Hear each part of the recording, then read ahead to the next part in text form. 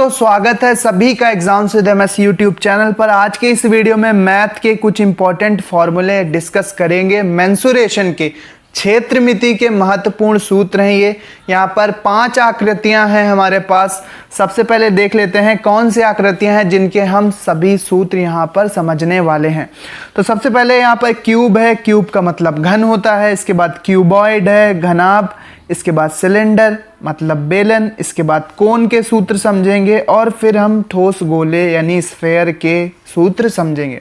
सबसे पहले क्यूब को देख लेते हैं। इनका surface area, curved surface area, total surface area और वॉल्यूम मतलब इनका आयतन, इनके विकर्ण, इनका संपूर्ण पृष्ठ, इनका वक्र पृष्ठ क्या होता है, इनका सूत्र क्या होता है, class 10th, class 9th, class 11th, 12th सभी में काम आते हैं। साथ ही साथ अगर आप किसी कंपटीशन की भी तैयारी कर रहे हो तो भी आपके ये फॉर्मूले हमेशा काम आएंगे।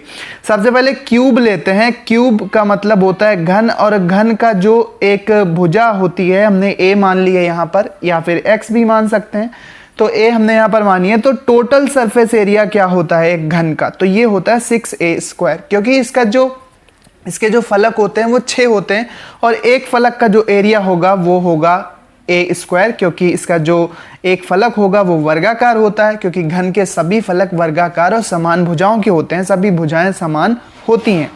इसके बाद कर्व्ड सरफेस एरिया की बात की जाए तो वक्र पृष्ठ की बात की जाए तो यहाँ पर 4a² होगा, यानी कि चारों तरफ के जो 4 फलक हैं उनके चारों ओर का एरिया वो कितना हो जाएगा, 4a² होगा। इसके बाद वॉल्यूम की बात की जाए तो a³ होगा, क्योंकि भुजा का क्यूब कर दें तो घन का आयतन निकल आता है, तो जो इसका आयतन होगा वो होगा a³। इसके बाद डायगोनल की बात की जाए, विकर्ण की बात की जाए तो a√3 इसका एक डायगोनल निकल कर आएगा। यहाँ पर क्यूब का यहाँ पर क्लियर हो जाते हैं ये सभी मेन फॉर्मूले। इसके बाद हम चलते हैं क्यूबॉइड की तरफ। तो क्यूबॉइड घनाभ, यहाँ पर ये घन की तरह ही आकृति है, लेकिन यहाँ पर थोड़ा सा डिफरेंट आकृति बनी होनी चाहिए था। यहाँ पर b क्या है, b इसकी चौड़ाई है और ये एक लंबाई, यानी कि 2 अलग अलग तरह की भुजाएं हैं। जो घनाभ होता है, जो क्यूबॉइड होता है, वो कुछ माचिस की तरह लगता है, आप इस तरह से समझ सकते हैं। जो माचिस होती है ना वो एक घनाभ के आकार की होती है, इस तरह से हम इसको समझ सकते हैं। तो क्यूबॉइड घन से थोड़ा डिफरेंट होता है। इसका जो जो टोटल सरफेस एरिया होता है, संपूर्ण पृष्ठ होता है, वो क्या होता है, 2 का गुणा कर देना है आपको, लंबाई गुणे चौड़ाई प्लस चौड़ाई गुणे ऊंचाई प्लस ऊंचाई गुणे लंबाई। यहाँ पर h इसकी हाइट है, b चौड़ाई है और l लंबाई है। तीनों भुजाएं यहाँ पर इसकी अलग अलग हैं, ऊंचाई, लंबाई, चौड़ाई। ठीक है।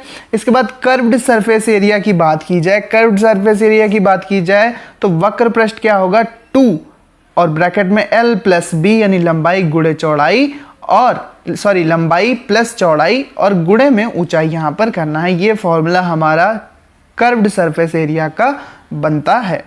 वॉल्यूम की बात की जाए तो तीनों का गुणा कर देंगे, लंबाई गुणे चौड़ाई गुणे ऊंचाई, ये घनाभ का आयतन हो जाएगा। डायगोनल की बात की जाए, विकर्ण की बात की जाए तो अंडर रूट कर देना, l² plus b² plus h², यानी लंबाई का स्क्वायर कर दो प्लस चौड़ाई का स्क्वायर कर दो प्लस ऊंचाई का स्क्वायर कर दो, इसका रूट लगाना है, अंडर रूट में रहेगा। इसके बाद बेलन में चलते हैं। बेलन की ऊंचाई h है, त्रिज्या आधार के क्षेत्रफल की त्रिज्या r है, तो टोटल सरफेस एरिया इसका बन जाता है 2πr और h प्लस r या r plus h। Total surface area जो संपूर्ण पृष्ठ है, बेलन का संपूर्ण पृष्ठ क्या बनेगा, 2πr और r प्लस h या h plus r। Curved surface area ये जो घुमा चारों ओर का जो इसका सरफेस का एरिया होगा वो कितना होगा, 2πrh होगा। ठीक है। r क्या है, आधार की त्रिज्या है, h क्या है, ऊंचाई है इसकी। इसके बाद वॉल्यूम की बात की जाए तो πr² होता है, πr² यहाँ पर इसका आयतन होता है। बेलन का आयतन πr² होगा।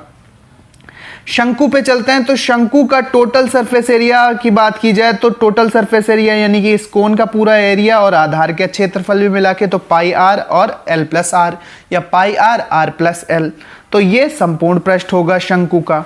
इसके बाद वक्र पृष्ठ शंकु का क्या होगा, πr_l। l क्या है, तिर्यक ऊंचाई है, h क्या है, ऊंचाई है और r आधार की त्रिज्या है। तो कर्व्ड सरफेस एरिया जो वक्र पृष्ठ है वो क्या होगा, पाई आर एल। इसके बाद वॉल्यूम की बात की जाए तो शंकु का जो आयतन होता है वो होता है 1/3 pi r square h. 1/3 pi r square h यहाँ पर ये शंकु का आयतन हो जाएगा। इसके बाद अब चलते हैं गोले की तरफ। तो गोले का जो यहाँ पर सूत्र बनते हैं, गोले को स्फेयर कहते हैं, SPHERE स्फेयर। इसका जो टोटल सरफेस एरिया होता है वो हो जाएगा 4 पाई आर स्क्वायर। जो टोटल सरफेस एरिया है वो क्या होगा, 4 पाई आर स्क्वायर होगा। यहाँ पर टोटल सरफेस एरिया जो इस पूरे गोले का जो एरिया होगा, संपूर्ण पृष्ठ होगा, वो क्या होगा, 4 पाई आर स्क्वायर। इसका कर्व्ड सरफेस एरिया भी उतना ही रहने वाला है, तो इसका जो वक्र पृष्ठ है वो भी 4 पाई आर स्क्वायर ही रहेगा। इसके बाद वॉल्यूम की बात की जाए तो वॉल्यूम क्या रहेगा, वॉल्यूम रहेगा 4/3 पाई आर क्यूब।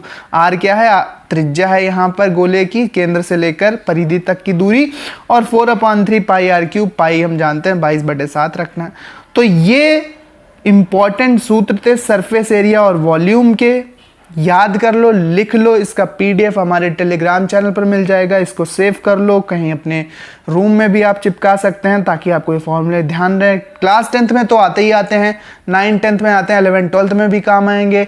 इसके बाद कंपटीशन की तैयारी कर रहे हो तो वहाँ पर भी ये मैथ के फॉर्मूले काम आते हैं। मैथ के फॉर्मूलों की पूरी प्लेलिस्ट है चैनल पर, तो जाओ वहाँ पर, आपको सभी तरह के फॉर्मूले, ट्रिग्नोमेट्री, एलजेब्रा, मेंसुरेशन, इसके अलावा डिफरेंशिएशन, इंटीग्रेशन, समाकलन, अवकलन, क्षेत्रमिति, त्रिकोणमिति, बीजगणित, गणित, सामान्य गणित, सभी प्रकार के सूत्र मिलेंगे। तो लिंक डिस्क्रिप्शन में प्लेलिस्ट का, जाओ जाकर सभी फॉर्मूले देखो और एक कॉपी पर नोट कर लो। 6 से लेकर 12 तक काम करेंगे, बाकी सभी के लिए इंपॉर्टेंट हैं जो भी मैथ पढ़ता है।